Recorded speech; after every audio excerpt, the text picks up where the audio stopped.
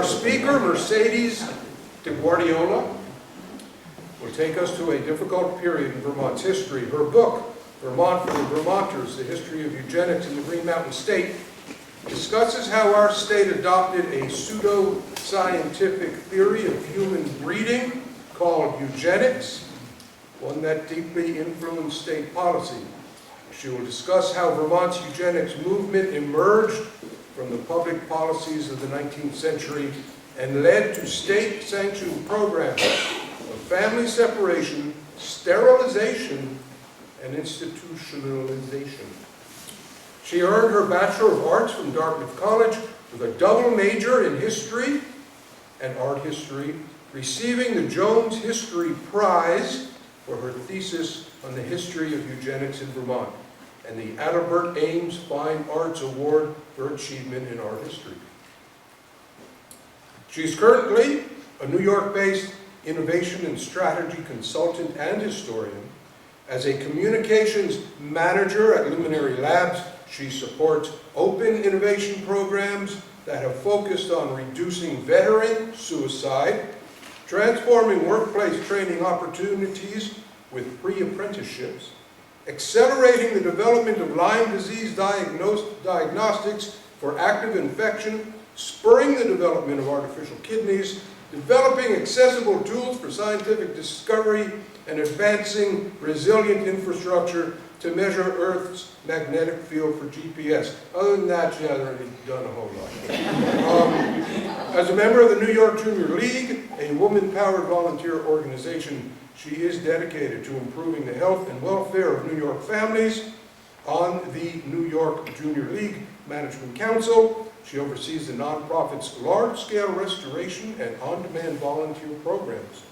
Previously, she chaired the Playground Improvement Project, leading the restoration of St. Nicholas Park in 2021 and Seward Park and surrounding green spaces in 2022, and receiving the 2022 Committee of the Year Award.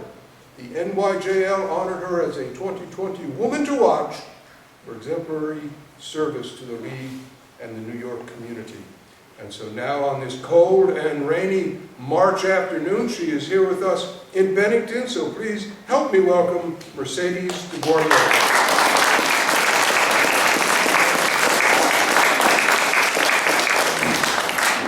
Hello. Thank you so much for that very warm welcome. I'm very excited to be here today to talk to you about this history and to answer questions at the end. So with that, let's get started. So, before we begin, what is eugenics? Eugenics is the pseudoscientific field of better human breeding that was founded in Great Britain by this person over on the right. I'll talk about Francis Galton in a minute. Enacted in various forms by the majority of American states, so it wasn't just Vermont, and then later became the foundational basis of Nazi Germany. Nazis did model laws and policies off of what succeeded in America, and this was something that was actually brought up at the Nuremberg trials in their defense. So I say pseudoscience here, and this is a very important point for me to make, because eugenics really shouldn't be confused with the scientific study of genetics. It actually emerges prior to that. Eugenics was a gross oversimplification of how human heredity worked, and in the vast majority of cases, eugenicists ignored what their own data was telling them, and they were roundly criticized by many in the scientific field. I'll talk about why some of the errors in their data in a bit. So eugenics really relies on reducing individuals and families down to individual determinations of good or bad blood. They really make strict conclusions based on their own judgment of behaviors, morals, and perceived values. And following its founders, these judgments were very much based on socioeconomic class and social constructs of race. So as we study eugenics, of course, it's really important to remember that it's never unique. So we have here over on the right Sir Francis Galton. He's the half-cousin of Charles Darwin and very heavily influenced by his cousin's work. He draws from pre-existing fields and biases when he creates eugenics in 1883, including his own groundbreaking work in statistics and genealogy. There's major errors in the work he uses to prove his conclusions, and I'll call one of them out right now. He actually does a twin study. Many eugenicists do a twin study. However, he is unaware that there is a severe genetic difference between fraternal and identical twins, namely that they are not identical. in genetics. So this is one of the many errors that he commits, and these errors then also influence the work that's being done in America.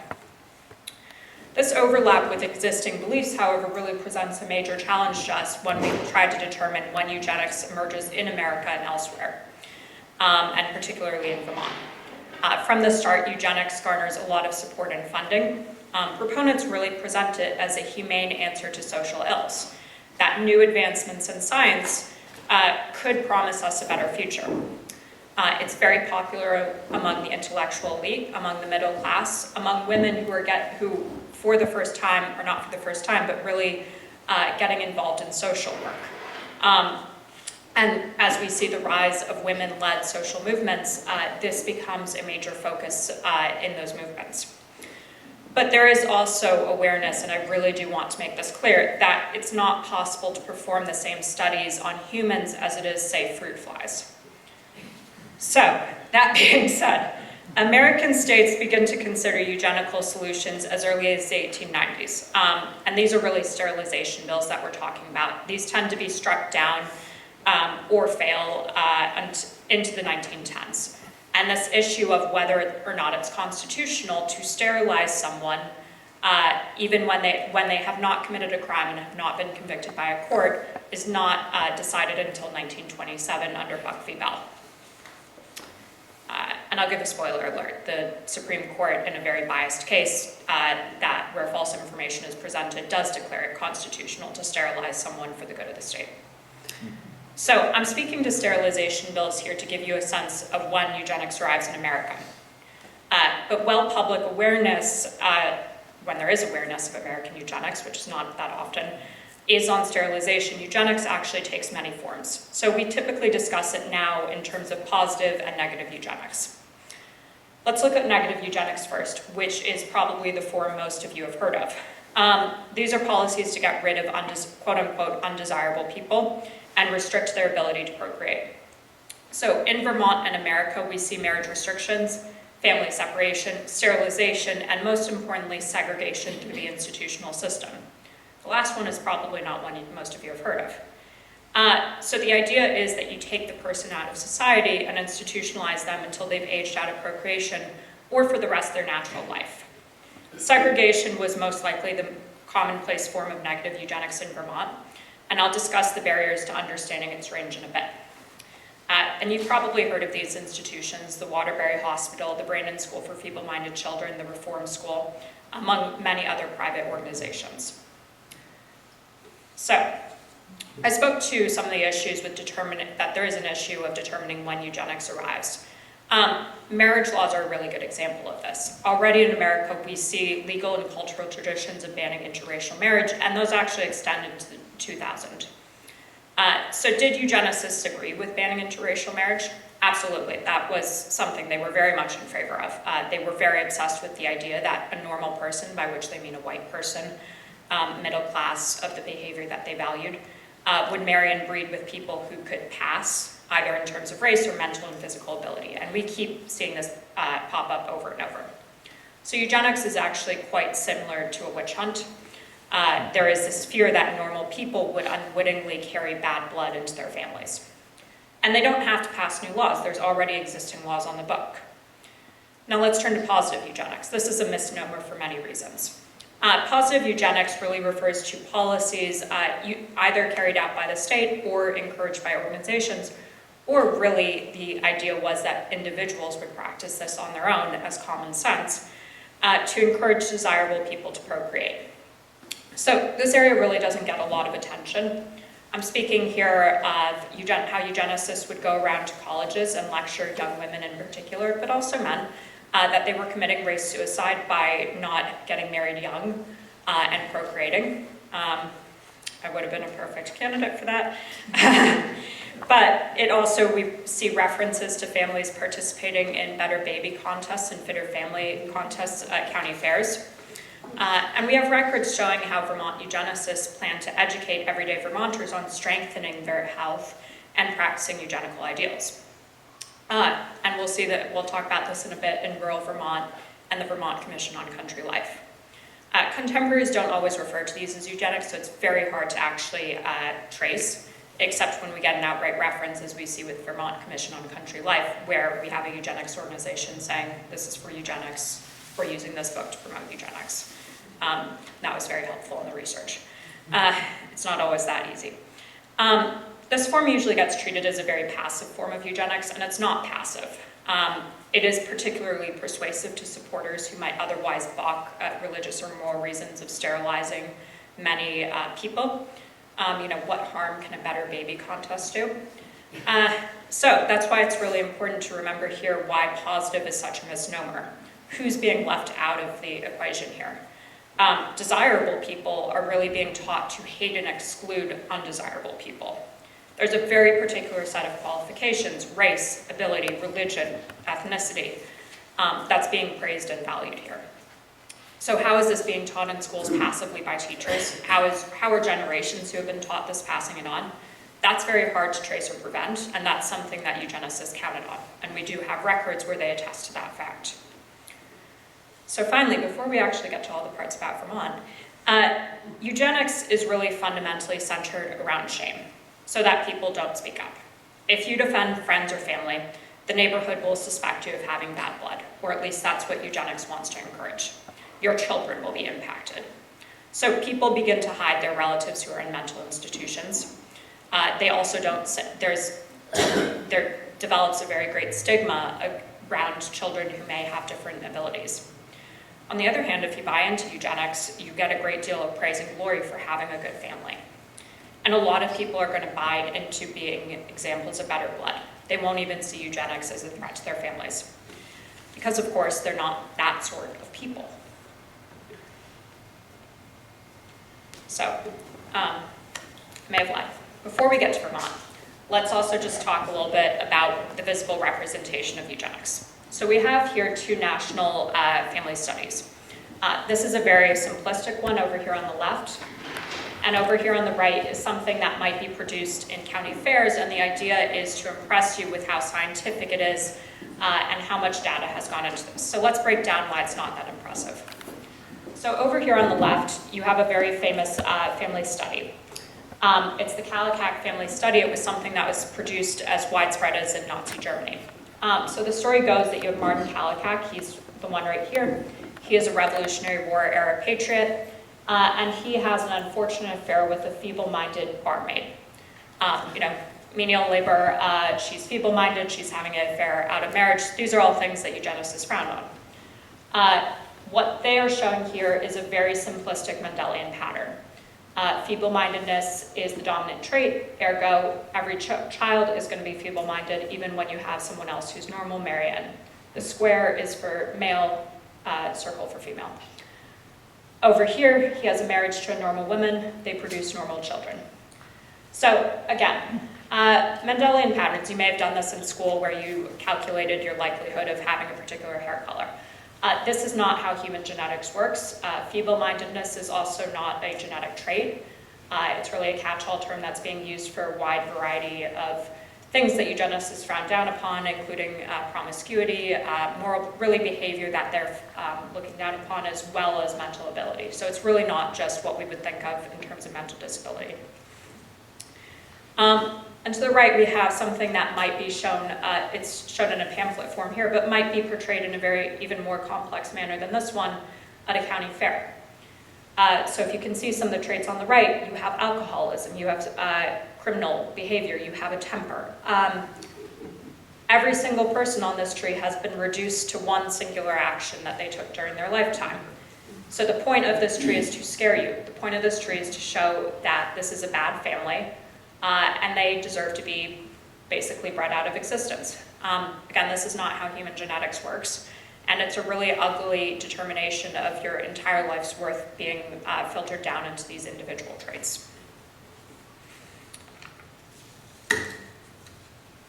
So let's turn now to Vermont. So the story of eugenics in Vermont, as many of you have heard if you did know of eugenics before my book, is that in 1925, University of Vermont professor Henry F. Perkins founds the Eugenics Survey of Vermont to carry out investigations into Vermont family and advocate for eugenical public policies. The organization does successfully lobby for sterilization in 1931. It's a voluntary sterilization law, we'll talk about that in a bit, and closes in 1936, and eugenics slowly dies out in the state. So that's not the full story, and that probably would not necessitate my entire presentation here today. So, we're going to go talk about the full story. In 1999, Nancy Gallagher published her outstanding research into the Eugenics Survey of Vermont. It is a very important part of the history of Vermont and of our eugenics movement, but more records have come to light since then. And when I was beginning my research, I was a little bit interested in a different question. Why did eugenics arrive in Vermont and with such strong support? And it emerges well before the University of Vermont's program takes off. So how did so many leaders come to the conclusion that getting rid of quote-unquote undesirable people was a humane answer to social ills? Here in this quote and in other places, Perkins really does talk about why he sees eugenics emerging. One of the things this quote really tackles is this idea of race. Eugenics is really centered, many times it's about breeding a better human race. So that's a question that comes up often. How can Vermont have a eugenics program when it is one of the least diverse states in the United States, back then and today? That's not entirely true. This is because race to eugenicists is a social construct. It's not just about the color of your skin. They're really speaking to the old stock, the old Vermonter. What does it mean to be a Vermonter? And it's adherence to the mythology of the Vermonter. They're speaking to the Protestant British colonizers who in Vermont practiced farming and engaged in this lifestyle of sort of rural purity. If you've heard of the Roman story of Cincinnatus, it's very much in the same vein. This mythology is not unique to Vermont. There is this idealization of early farmers and rural life across New England, particularly, which really gets emphasized in the late 1800s. But Vermont does hold itself as apart because it is our 14th state. It's not one of the original 13. And that story of how Vermont became our 14th state, or nearly didn't become our 14th state, is very much part of the story of why Vermont held Vermonters in such high regard. Again, let's talk about who this story excludes. And I want to make a point here. Celebration of tradition or mythology or idols, heroes, any of that, that is not bad. What is bad is where eugenics took it, which is well beyond celebration, where it went to the point of excluding people to the idea that you should just breed them out of existence, that they did not deserve to be part of Vermont or part of America. So who does this really exclude again? Native Americans, immigrants, people who don't succeed in farming, people who deviate from this norm of rural purity. So, eugenics survey takes place in 1925. And we know from Perkins that one of the major starting factors for the support of eugenics is actually a depopulation crisis in the late 1800s that contrasted with higher rates of immigration into the state. And there's widespread fears, as Perkins speaks to in here, that the seedbed of Vermont is not being kept up to its former excellence, that weeds are growing. So what is this crisis? Vermont was a successful state, actually, when it began. We see prosperity during industrialization and the explosion of extractive industries such as mining. But over the second half of the late 1800s, in Vermont and in the broader New England region, we see widespread outward migration to the west and the loss of rural farms. That being said, state officials failed to fully consider the role of natural causes of depopulation, address underlying socioeconomic issues, or correct misguided public policies. There's many people from the start of the state that aren't successful. Public policies such as the criminalization of debt, again, this is very common across America, and it lands several very important people actually in debtor's prison. And town aid heavily destabilized families. Towns and farmers that are left behind in boom and bust cycles and the selective development of railroads slowly over time begin to see economic failure. You have several wars, particularly the Civil War, that leaves breadwinners incapacitated and restrict heavy farm labor. So what's town aid? Vermont required towns to take care of their poor from the start of the state, whether or not they have the financial ability to do so. Among other policies that result including auctioning off the poor at auction, towns create the poor farm. And the last one in Sheldon actually closed in 1968, so it is within living memory. These are not homeless shelters. Again, I want to emphasize that. It's not a homeless shelter. These are typically located in desolate areas to encourage people not to ask for aid. We see the homeless, the sick, the elderly, entire families, including babies, being sent here, and the mentally ill are sometimes put in cages to rot in their own filth. These essentially become dumping grounds. And there's reports on town aid by the state, but really we don't see substantive reporting until the 1910s and 1920s. So as we see here with this quote, many of the poor farms operate on a system of just put them there until they die. And state leaders do realize in the early 1900s that this policy has really done much more harm than good. Unfortunately, it's been carried out for several decades before that, and there's not an easy solution. And for the most part, this form of public welfare just gets people out of sight and out of mind. Beginning in the 1860s, the state actually begins to take over public welfare. We have to take another step back at this point. In the 1830s, Vermont does see a rise in private facilities for mental health, so we have the formation of the Brattleboro Retreat, which is still in existence today. But by the 1870s, the Brattleboro Retreat is wildly overcrowded. It houses over 500 people. And based on a number of investigations, the state determines that there is a desperate need for a new mental asylum. This is the Waterbury Hospital. It opens in 1891. It's really just meant to take in the poor mentally ill. Following the Civil War, we also see a huge rise in need for orphanages and other terms of juvenile support. A number of private orphanages open, but the state responds by opening the Reform School in 1865. And this is meant to take in juvenile delinquents. So these were meant to. They were meant to do these things. They did not actually do them. What happens is that when the state institutions are opened, the towns figure out a way to get rid of the poor on their hands, and basically everyone they don't want to take care of. In theory, the towns do need to go through the local courts and follow the commitment requirements. At no point, for example, is eugenics, or you cannot just get somebody committed for the reasons of eugenics. You can't just write that down on the line. That doesn't work like that. But in practice, the towns become quickly adept at finding reasons to get their unwanted sent away. So again, these likewise become dumping grounds. That is a major issue, of course, for treatment and childhood development, but it also comes at a point when institutional officials are very much focused on the new field of human heredity. So they begin tracking everyone that comes through their doors. And we know from the Eugenics Survey records, which, because the institutions turned over these histories, is that many of them were very, very simplistic. It was not how we might think of a case file today. In some cases, you just had the reason for commitment, how much it cost, and their name and what their dates of commitment were. And we also see the lies that come out in the records. So suddenly someone who is homeless or may have been sexually abused is sent to the reform school.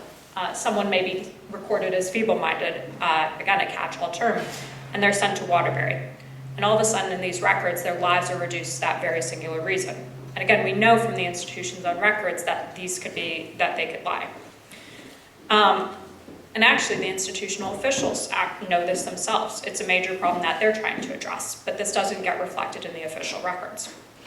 So, to summarize, the public welfare system has already broken down by the early 1890s. Families are not receiving the support they need to have their circumstances improve. Institutions are causing, let's be honest, intergenerational harm, and the crisis is only growing. So we know that it's essentially punishing rather than helping families in need. So the institutional officials are aware of these lies, they're aware of the situation at hand, but they're not looking at the contextual information. They don't look at the bigger picture. And these family histories only continue to grow, and the crisis only continues to deepen. And that's why this period is really fundamental to understanding why eugenics emerges in Vermont. Besides helping to encourage support for eugenics, and I'll speak on that in a little bit, it also lays the foundation for tracking families, which is a key part of eugenics. So, our degenerates. as Governor Mead so unfortunately puts it. We see eugenics publicly emerge in Vermont at the turn of the century in the 1912 legislative session. We actually don't have any public records to our knowledge that use the term eugenics prior to this. So this is really where we marked the beginning of our public awareness of eugenics in Vermont. The institutional system has, of course, broken down. It's overcrowded and constantly needs more funding. Just for context, Waterbury, which was meant to ease the burdens of the Brattleboro Retreat, which was housing over 500 people, already houses several hundred people itself. So Mead is really responding to this specific public welfare crisis. We see this in this paragraph. The building is mine. Our penitentiaries, jails, asylums, and poor farms have become overwhelmed. So he spends the 2 years of his tenure researching what other progressive states are doing, and in the end he calls for 3 measures: marriage restrictions, sterilization via vasectomy, so only male sterilizations, and segregation. In preparation, he also looks inward in Vermont, and he speaks with the superintendent of the Waterbury Hospital, Dr. John Grout. Now, we know from their letters that Grout was actually not aware of eugenics yet in America. He asks me to send along what he's found, and this is a really particular point to mark that the efforts of eugenicists have not quite reached the state. But Grout already prescribes these ideas. Again, eugenics is not unique. And there's a good chance that he already saw Waterbury as a segregational tool. If not, he's going to put it in place shortly thereafter. So, and the issue with finding these segregational cases, as he's calling for here, segregation or sterilization, is that they're never labeled as eugenical segregation. We again return to the issue of the written records lying to us. It's not legal for the courts to institutionalize someone just to prevent procreation. So the official record is going to state a legitimate reason. And it's also important to remember that eugenics can exist hand in hand with legitimate medical or legal reasons for committing someone. But eugenics really goes beyond just treatment or punishment. It's a condemnation that this person, and by extension their family, does not deserve to exist. And there's no way for them to improve and return to society because their blood condemns them. So we typically have to find an outright reference to procreation, and that's rare unless there's an immediate risk. I discussed one of these cases in my book. But we do know from the very direct comments in written records, as Dr. Grout mentions here, that institutional officials did see institutions as a way to carry out segregation. And going into the 1910s, we have the first indications that it's going to be carried out at a very large scale. So the 1912 legislative period had never really received that much attention because the proposed laws seemed to have failed. And that's not true. This lack of a successful opposition, meanwhile, also sets the stage for growing eugenics support. Marriage restrictions are already on the books, so again, the state doesn't actually have to tackle it. Sterilization of both males and females, so in difference to what Mead proposes, actually is nearly legalized. The issue is not really with the moral debate or the constitutional questions. Supporters actually make the bill so detailed that the Attorney General argues that it's actually discriminatory. And for example, one of the points he goes after is that the bill bans sterilization of women over 45. Well, it is rare, as he points out. We have had cases of women giving birth over 45. So if they'd kept it simple, it likely actually would have become law. What is put into place is a new institution, the Brandon School for Feeble-Minded Children. From the beginning, its leaders intend for it to segregate the feeble-minded to prevent their procreation. And we know this actually not just through the institution's records, but by speeches they go and give out publicly. It's written in the newspapers. But let's return to what feeble-mindedness is. This is a term that's particularly used in Vermont. So here actually we see a chart of the different terms that were used across eugenics, the eugenics movement, and it was something that actually institutions were supposed to grade people on. Vermont eugenicists tend to summarize a lot of this into feeble-mindedness publicly. Eugenicists believe the danger of the feeble-minded was that they could pass as normal.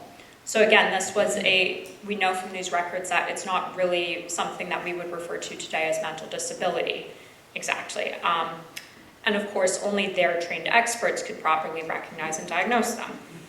So recognized signs, among many, many others, include out-of-wedlock pregnancy, as I mentioned before, menial jobs, poor or middling performance in school, functional illiteracy, allegations of sexual promiscuity. This also probably likely included homosexuality, poor moral judgment, it's very vague, laziness and inarticulateness. And if they were not identified and separated from society, eugenicists warned again, normal people might marry and procreate with them unwittingly.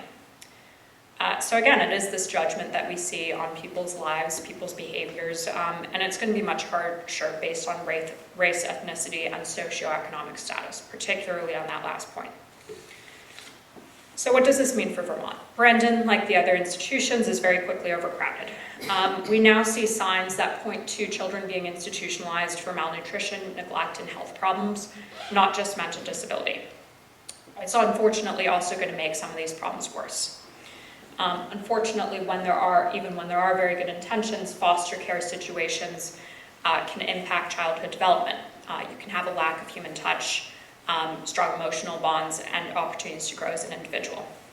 I'm speaking at a very high level here to get a sense that the institutional system is foundationally detrimental to critical childhood development and treatment as an adult unless very closely supervised and funded correctly. From the start, again, Brandon is meant to segregate these populations. Eugenics really at its core is about the dehumanization of certain people because it relies on the idea that certain people don't deserve to exist. So in America, we don't see the murder programs that we see in Nazi Germany, though there is a case to be made that certain institutions do neglect some of their inmates or wards, and that does lead to death. But over time, American eugenicists' end goal was that certain families would be pruned and that other families would thrive. But in the meantime, people can be put to work. So even though we see eugenics adopt the terminology of medicine, it actually typically gets discussed in terms of trainability. Until they're bred out of existence, or more frankly, their bloodlines are bred out of existence, they can be put to work. And this is where the underfunding of the institutions becomes a major problem. The institutions in Vermont, like many other American institutions, rely on a system of involuntary labor. And I'm saying involuntary here because people are committed to the institutions. They do not have the ability to consent or not consent. The original commitment is not based on their own will. We also see this resulting in systematic abuse at the public institutions and private welfare organizations. I want to say here that this doesn't happen to every person who walks through their doors. And there are also many people who went to work at the institutions because they sincerely wanted to help. However, the institutional system is greatly flawed. Staff with the best of intentions are not giving the support that they needed. For example, at Waterbury, early on in its building, nurses were housed in wards next to disturbed people who screamed all night. That's not something that's going to encourage you to come in with energy the next morning and be able to give people the personalized treatment that they need. And whether or not each organization practices eugenics outright, eugenicists very much directly contribute to the approach of dehumanization and public welfare. And this push for mass institutionalization by eugenicists greatly weakens Vermont's public welfare system. It's incredibly costly, and it doesn't help the people institutionalized. And this is once more going to cause a snowball effect. The institutions become overcrowded and underfunded, which is in a situation where abuse is more likely to occur. For this involuntary system of labor, it really doesn't fall out of place until around the 1960s or 70s, depending on the institution, at which point the institutions across America can lose up to around 60 to 90% of their labor force. So this is not a minor operation. The people who are institutionalized are really the ones running the institutions. In between 1912 and 1925, we don't see another major eugenics campaign, but we do see increased focus on public welfare systems in the state of local communities. These are not separate entities. Eugenics does continue in different forms, leading to greater support under the Eugenics Survey of Vermont. So we see, again, concerns over socioeconomic conditions intensify following World War I and the Spanish flu. Growing tourism places a new spotlight on rural poverty, and not in a good way that, again, leads to reform. And firstly, the foster care organizations are given new powers to investigate Vermont families and to do their own research. Again, we also see new isolationist policies and the emergence of the second KKK, which fed and reflected growing eugenical beliefs. So the second KKK, which is typically how we refer to the KKK that arose in the 1910s following the birth of a nation, was fairly prevalent in Vermont. The estimations on how many people were included really vary, but just to give a sense of its power across America, it's estimated that it would have brought in over $1 billion in dues today. But it is very much a eugenics organization. It's really a game of chicken or egg, but they very much support eugenical laws, they support eugenical research, and they're really using this so-called science to back up their own views. So we get to 1925. Perkins founds the Eugenics Survey of Vermont. Segregation could theoretically breed out certain families, but lifetime commitment is incredibly slow and very expensive. Eugenicists really want to expand the role of eugenics in public policy and private households. Institutional officials, however, are too overwhelmed by the demands of their institutions, and there's no obvious leader, unlike 1912, to lead a coordinated effort. So this leaves the door open for Perkins. And he brings together state leaders of every institution and significant academic support. So we call this a private organization. It's really not a private organization. It's really a public-private partnership. Leaders work in their official capacity and turn over all the records from the institutions, and this is where those early family histories, which lacked detail, which lacked context, become so deadly. So what is the Eugenics Survey attempting to do? This is a how-to guide from the Eugenics Record Office, and it's in the Eugenics Survey records.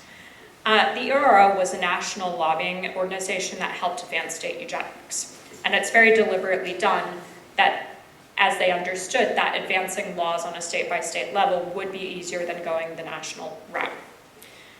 It's funded by the Carnegies and Harrimans, among others, and it has a large degree of influence over Perkins, as we know from personal correspondence.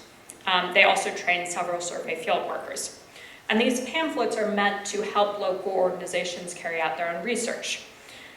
In particular, develop these family studies that are meant to show the expensive threat of poor heredity.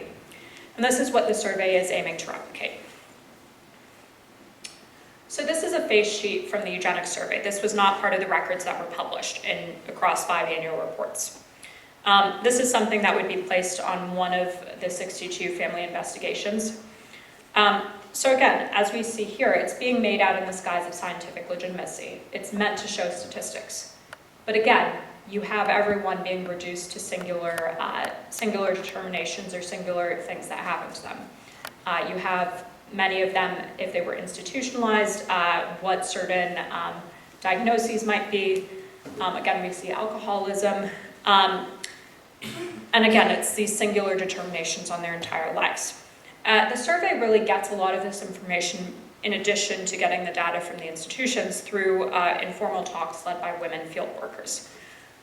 We see one of the quotes about getting this information by Harriet Abbott, who's the chief field worker and carries out many of the family investigations.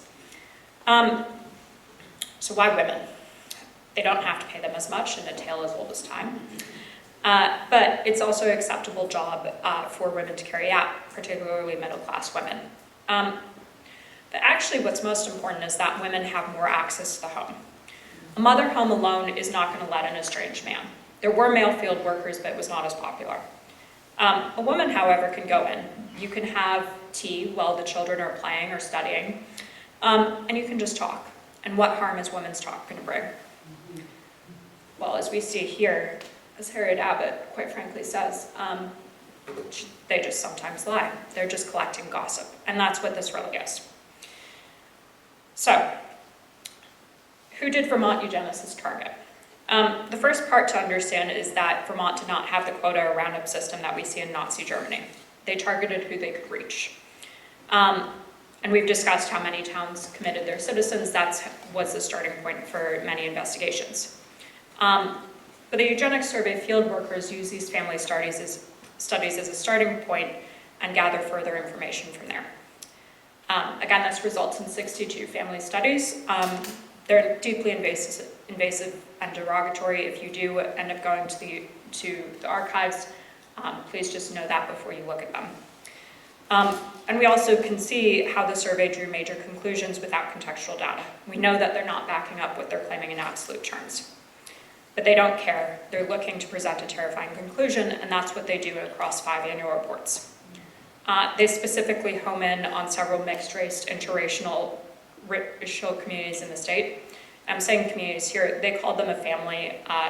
It was not a family. It was over 400 people in one case. That is not how we think of a nuclear family today.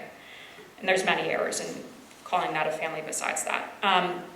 Their non-white ancestry is also called out. The survey identifies them as having Native American, Black, and French Canadian ancestry alongside white ancestry. And this interracial ancestry is a major, major red flag for eugenicists. Again, they fear people who pass. So, what goes in to these studies? It's really only one side of the equation. We really don't hear from the victims. We don't hear from the families. So it's really important here not to use the eugenics records as a concluding voice. But it's not the end-all, be-all of Vermont eugenicists. Many of these families are actually already in the institution's crosshairs. But what they do is sweep up everyone who does not meet their ideal that they can get their hands on. And they write these investigations on them, and they intend for the institutions to use them as a guiding point.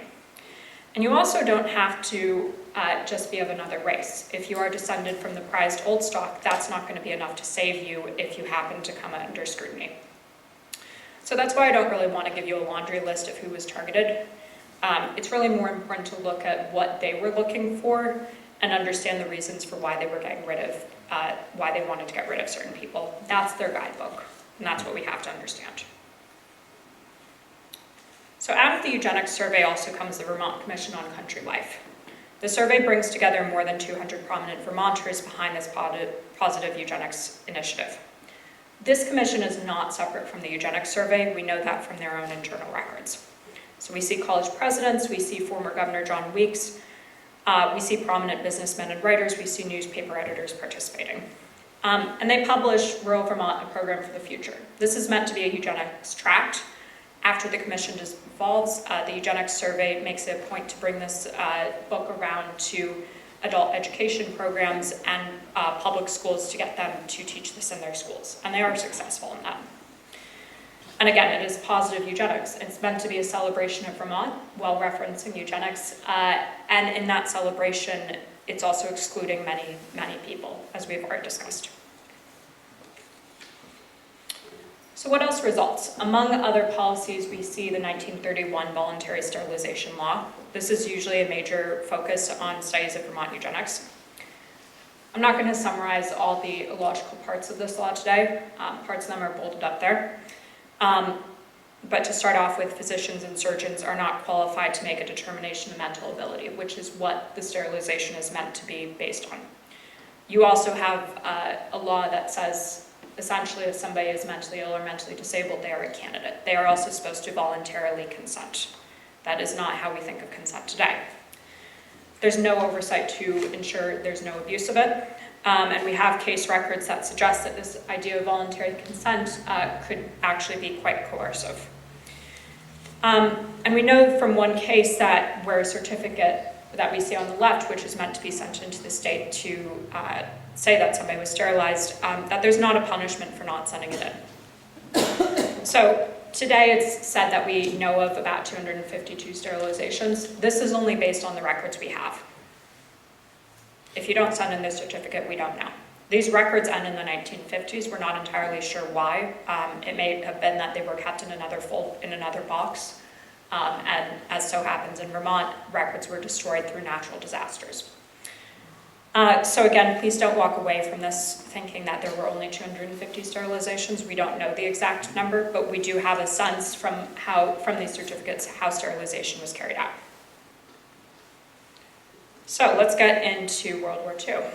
There's a general assumption that eugenics ended, if you do know what eugenics is, that it ended after World War II, that we were promptly horrified by what Nazi Germany did, and we swore that we would never participate in this again. That's not what happened. There's a very deliberate rebranding of eugenics, and this is something we know from eugenics records, and where more research is needed. It largely folds into genetics research, actually. And it makes it very difficult to trace. World War II also shines an unprecedented light on life at America's mental asylums. So this is part of a very famous photo essay that was published in Life magazine called Bedlam 1946. If you do look it up, please be warned that some of the following, not in this presentation, but in the photo essay, are quite disturbing. More than 3,000 conscientious objectors were sent to work in the mental asylums during the draft, and they're horrified at these conditions. So we see scenes of hundreds of people crammed into bare rooms that were fire traps filled with their own filth and feces as staff starved, beat, and murdered them. These objectors, by the way, were not sent to Vermont's Waterbury Hospital, so we don't have any record. We don't have similar records from this period. And I also don't want to imply that what was taking place in America, across America, necessarily applied to Vermont. You do want to make sure that we have the research showing that, and that there is also new research coming out on that, alongside allegations of abuse. So in looking at this period in Vermont, where I decided to go was to follow the programs that we were already aware of. We see the state institutions continue to grow, towns, again, continue to blatantly abuse the system.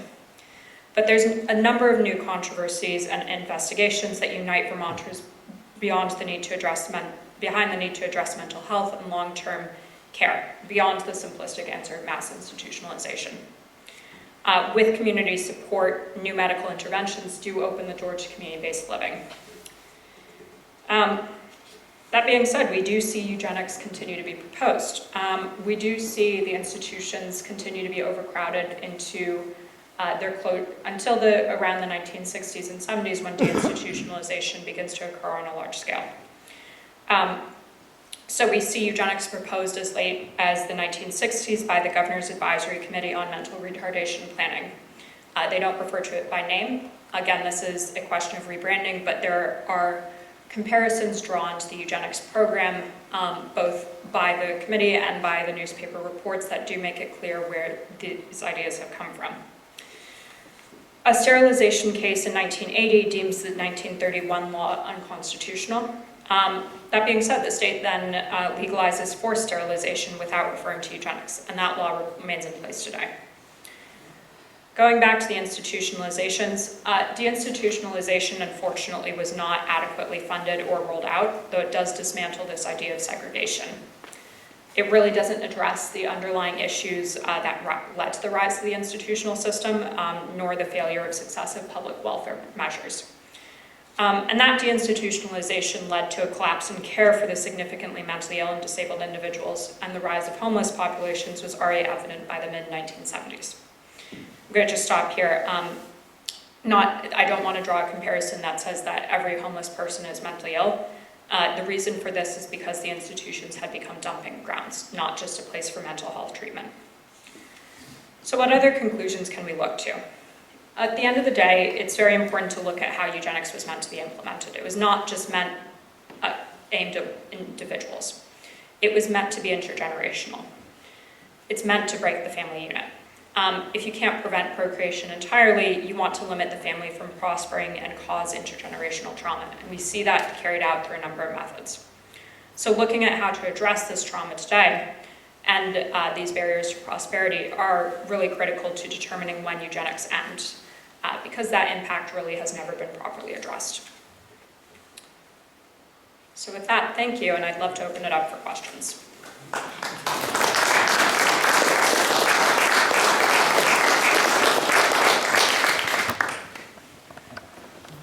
Do you know if they ever used a mathematical pattern? I think they did in South Africa, involving the golden proportion, golden ratio. Do you know that? Not that I found in Vermont. It's possible that Charles Davenport at the Eugenics Record Office, he was the leading American eugenicist, may have used that type of research, but it was not something that was used. Vermont's eugenics programs really didn't rely on complex statistics or mathematical patterns. The person I know was in South Africa at a time when they were measuring the width of the eyes, comparing it to the width, along with the protruding jaws. Yes. That was done in South Africa. Yes, it was actually quite popular in England as well. But typically Vermont tended to concentrate on these diagnoses that came out of the institutions. I mean, it's not like everybody can be Mona Lisa, right? No, they cannot.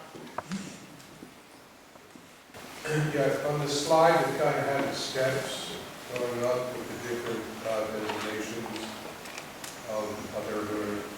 It says steps in mental development. Does that imply that the idiot can work his way up to a moron, or people, once they've been identified, that's what they are for the rest of their life? So that's one of the illogical parts of eugenics, actually. The argument that eugenicists made was that, and they really focused in on IQ tests, which were developed in support of eugenics in some cases, was that this determination would never change. This chart was really meant to show what type of work you could do. So again, we see this idea that you would be put to work, and you would serve society and make up your existence in that way. However, what we actually see at the institutions in Vermont is that people do tend to improve. That somebody who has their IQ measured when they're a child and in any sort of unfortunate circumstance, when they come to the institution and they're, for example, receiving food at more normal times, health problems are being solved, that their IQ may improve. And that's something that eugenicists really didn't figure out a way to solve for or to address, and it's something they kind of just brush over because that's not what's meant to happen. That being said, we also see the institutions where people's IQ then go down because of the circumstances that they're being placed in. But that's also part of the way that we can see the physical health problems that are contributing to the issues being seen. So malnutrition and especially vitamin deficiencies would have been responsible for some of that. And was the belief, the thinking that, say, with proper diet and, in a flourishing an environment that, that their IQ was actually increasing, or simply that their abilities were becoming more apparent now that they had good food? And, I mean, I'm not saying they did, but if they had good food and good housing and all of that. No, they were a little bit puzzled by it. And it wasn't always good food. You were also being placed in very overcrowded situations, and it depended on which ward you were in. No, it was a point where they really puzzled over it. They really didn't want to admit that environment played a role. Again, they're going back to these simple Mendelian patterns, and that doesn't really allow for the influence of environment. So it was something that we see it in their own data. We see them talking about it, and then that's not what they're presenting to the public. Could you say something about the use and impact of medication in the institutions? So medication for deinstitutionalization, Yeah. that comes into play in the 1950s. That does lead to partial deinstitutionalization where populations, particularly antipsychotic meds would be useful, do allow for more community-based living. And that does contribute to the rise in support for deinstitutionalization in the 1960s, which does occur under President JFK. I was also thinking about the need for staff. Oh, yes. If you could keep them less difficult. The institutions were usually understaffed. Medicine didn't really change that, to my knowledge. One of the ways that we see them address this from early on is that more disturbed people might be placed in rooms where nobody is coming in, particularly in the 1890s. There's a court case that develops at the Waterbury Hospital because it emerges that women are being placed in solitary confinement in basement chambers with no bedding and no clothing on. I wanted to bring up the case of Dorothy Canfield Fisher from Arlington up the road. I read your book before because I was interested in it and saw you were going to speak. And I see she's mentioned in there a few times, and she was on the Vermont Commission for Rural Life and a couple committees. And I wondered what your thoughts were about her. I know that they took her name off a prize, I believe, and so do you think that people who were part of like the Vermont Commission on Rural Life should be like singled out for being bad, or were people sort of picked up in this just sort of like it was the thing people were doing and they really didn't have eugenical ideas? Okay, very good question. I'm going to try and address all the parts of it. I don't, just to clarify, I don't advise on any renamings. That's not something my role is. My role when I am called to discuss this history, it's just from the historian's perspective and what happened. I do leave it up to individual organizations and institutions what they want to do, and I do think it's important for them to make that decision on their own. In terms of the Vermont Commission on Country Life, 200 Vermonters were involved, very prominent people. Again, Governor John Weeks, who had just gone out of office, heads it up. And that's really also only nominally. Perkins is really the one that's heading it up. As to the extent for their knowledge of eugenics, it was something that was what eugenics was being discussed in the newspapers at that time. That being said, again, this is why so-called positive eugenics was much more popular, because even if you're non-supportive sterilization, you are perhaps, you could perhaps say that your family is not one of those people, that you could be okay with common sense measures. So there is this range of eugenics that's really important to recognize. For Dorothy Canfield Fisher, I think more research is needed, as it comes down to in so many parts of this history.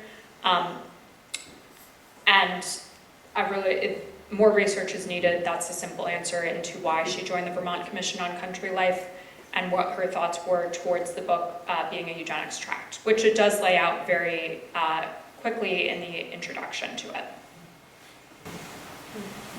A couple questions. First of all, in the beginning of your talk, you talked about the transition in Vermont in the second half of the 19th century, the upward migration, and this was coinciding with the New England states. In your research, did you see other New England states doing similar types of things with eugenics in the late 19th and early 20th centuries? Eugenics was very popular in New England. Charles Davenport actually comes from this Northeast tradition of eugenics. Eugenics was actually never really, it was very prevalent in the South, but the hotbed actually emerges in the Northeast. There's a number of reasons for that. It's a bit more of an accepted academic way of pursuing certain biases, if you want to look at it that way.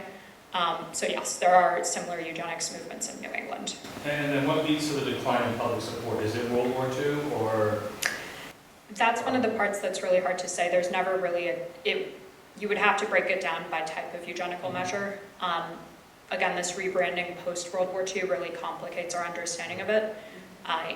For the US, we very quickly move into fighting the Cold War. So we do take over Nazi scientists in Operation Paperclip, and they're put into positions of power at NASA. So there is really this shift in public discourse to focus on the threat of communism rather than what Nazi Germany did. For that reason, it's very hard to say when there was actually a shift against support for eugenics. But eugenics was always debated. It was never something that was roundly accepted just as it was. It does also transform over the decades, so there are points where support goes down, where it is being criticized for the simplistic bad science that's promoting, and sterilization becomes a major focal point of this, particularly in Vermont, where you have a big Catholic population. There's a lot of debate over the ethics of doing this. You mentioned that this was also done on the French-Canadian population? Yes. Well, what would be the basis for that? So, as I discussed before, race was really seen by them as a social construct. So, while we're saying Vermont today is not a diverse state, actually how eugenicists would have seen it is that it was a very diverse state, and that was a bad thing. They didn't consider immigrants, and specific immigrant populations, not on the basis that they were immigrants, but the Irish, the Italians, the French Canadians, among others, they saw them as not the proper whites. There's actually a scheme in the late 1800s when the farms begin to decline to bring in Scandinavians, because those are the proper sort of white Protestants that they wanted. The scheme also fails, but that's a story for another day. You mentioned briefly about individuals that came to help, perhaps to work in the institutions. Mhm. Did you find that, the reason I ask this is not in this state, but in another state when I was in middle school, early high school, my mother actually took us, meaning some of the Girl Scout troop, into an institution, and I think we did some kind of activity or whatever, and it was quite common for example, my father to go to the reform school to buy furniture that was made, and I'm wondering if there was an increase in this kind of service to the institutions in the 60s, that with more insight into the institutions may have led eventually to less institutionalization. That's a really good question. It's difficult to say because we have a lack of records from the institutions. In particular, the 1927 flood wiped out many of the records there and from earlier on. And then there's ongoing floods, fires, etc. A lot of the institutions aren't built on the best grounds, so you do see those commonplace disasters. There is certainly more public attention being paid to the institutions in the 1940s and 50s. So as we see in this quote here, which was made in a radio address, the state legislature at that point in the 1950s had been refusing to expand housing for the Waterbury Hospital. And this leads to a significant backlash amongst the public, where it is pointed out that this is essentially a fire trap. If you look at these beds, we don't really have these photos from before the 1940s. It's inches apart from one another. So when they're saying overcrowded, by the way, this is not overcrowded. Overcrowded is having the beds out in the hallways. This is just normal crowded. And this was how crowded it was back then. But to get back to your question, were people from the community coming in? It's hard to say because we don't really have those records. We do have documentation of the public, some of the public interactions with the institutions. Past that, I would think that at the Waterbury Hospital, for instance, once you would have had perhaps the public coming in, but the conditions were pretty bad. We know from families that visited that they were quite distressed by the circumstances their relatives were being kept in. Can you make any connection between the terms ecology and eugenics? No, that would I would hesitate to conjecture on that. It seems that when I was in college in the 60s, 50s, that it was a course called ecology and eugenics. Eugenics really got folded into, I see your question now, thank you for clarifying. Eugenics got folded into a number of other branches. It was probably, not quite sure what, I would still hesitate to say what the relationship would be between the two. But what we see from the Vermont Commission on Country Life, for example, that book covers a whole range of subjects, which is why it's easy to misunderstand it as a book about eugenics, because if you look at the chapters one by one, it doesn't seem to be on eugenics. But they really meant to introduce eugenics into a wide range of subjects and just life in particular. Was there no mechanism for release? For example, once condemned to that. For example, if a volunteer found that a patient did not belong there, was there any mechanism for the release or return to society?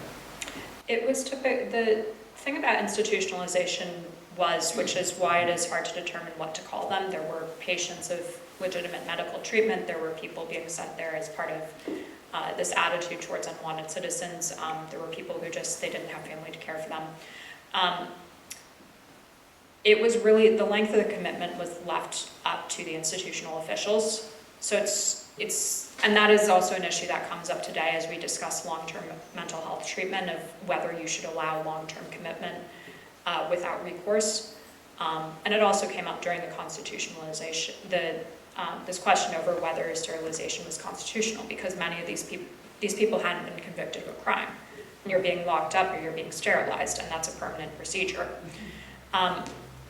There wasn't really, I wouldn't say a mechanism for a volunteer, but we do see cases where people in the town are supporting families' letters, the superintendent's asking for people to be released, or they're speaking out against town commitments and trying to prevent somebody's commitment. It's not that common, but it is known in the records. Are you familiar with Julia Purdue's research into this subject? No, I can't say I am. Okay. She did a fair amount of investigative work and found records were accessible in her research. She was kind of surprised to find that you may have encountered those accessible records as well. So you might want to check with her research and see if it can contribute to any further work for you. Absolutely, thank you. And I would say if anyone's interested in doing their own individual research, including on families, that the State Archives does have a number of these records available, and they are hoping to help people who are searching for family records. If people were forcibly committed, how were they able to say they could be voluntarily sterilized? So that is a major problem with the law. So this certificate was something that was meant to be sent into the state, and you would have the signature of the person being sterilized down at the bottom. And some of them we have are of teenagers. We know of sterilization cases as young as 12 or 13 years old. And that's the reason eugenicists did it, even though this law is illogical, and this is not how you would think of consent, is because it was less controversial. They knew that there was a lot of controversy when this law was being proposed. It actually fails in 1927 before they eventually passed it in 1931. So they go the least controversial route, which is to say it's voluntary sterilization. Of course, if anyone had actually really bothered to debate it, of course you can't voluntarily consent to this if you're being called, if your rights are being taken away, if you're a candidate for institutionalization on the basis of ability. But unfortunately, that is the way the law is handled. Now we know because the Brandon School's superintendent at the time, who's actually a former student, actually not a former student, but subordinate of Dr. Grout, the superintendent of the Waterbury Hospital in 1912. So Truman Allen is very concerned about any legal cases that might be taken against him. That's another reason they make it voluntary, so you can't be sued. So he decides that he's going to take minutes of the conversations that supposedly occurred documenting this consent. And those are the records that we can see now that's really show that this consent was in many cases coerced, or just it wasn't fully informed consent. So one reason that pops up over and over again, which is why I'm saying this, is there were a number of discussions had with females at his institution where they promised them that it was a minor procedure, that it really wasn't that big of a deal. We also have cases which for female sterilization, that is not, it is a major procedure. It requires 2 to 3 weeks stay in the hospital at that time, unlike a vasectomy. And also we have cases where it shows that the person being asked for consent isn't really aware mentally of what they're being asked. In one case, I believe she's a teenager, says that it's so we can't have babies, and they don't really care enough to correct her on the assumption that it's so you can't have babies, and they go ahead with the sterilization. What future research are you eager to do, or eager that someone else will do in this field? So there's a lot of student research being done right now, which was very exciting to hear about. I think there's so many areas that deserve a greater look. The point of this book was really to provide a high-level overview of eugenics, why it happened in Vermont, why was there such strong support. and how it was interacting against the national and international movement. I can't even begin to list the number of subject areas that I think would be great for somebody to go and do more research on. And that's also true for across America. There is a lack of research that's being done. I'm excited to go out and research parts of the national movement next, as well as do some additional work on Vermont's history.